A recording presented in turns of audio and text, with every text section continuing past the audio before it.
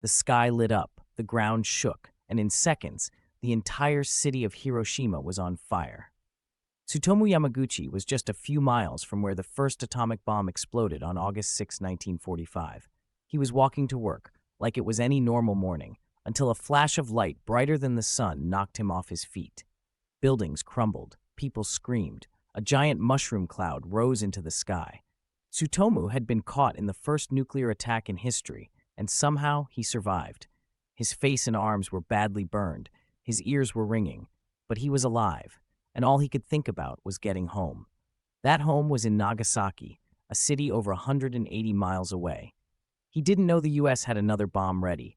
He didn't know the worst day of his life was about to happen again.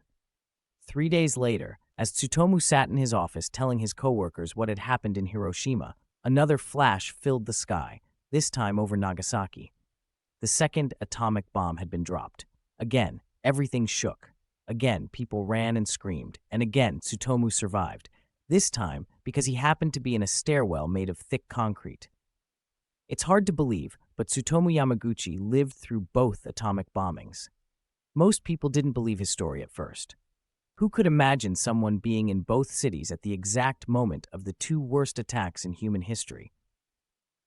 But his story was true, and instead of hiding it, he spent the rest of his life telling the world what he saw. He didn't speak to get attention. He spoke to warn people, to help stop something like this from ever happening again. He talked about the pain, the fear, and the sadness. But he also spoke about hope and how we must learn from the past to build a better future.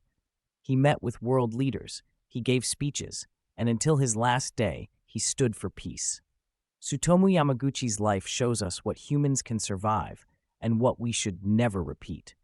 His story isn't just about living through the impossible, it's about using that survival to change the world.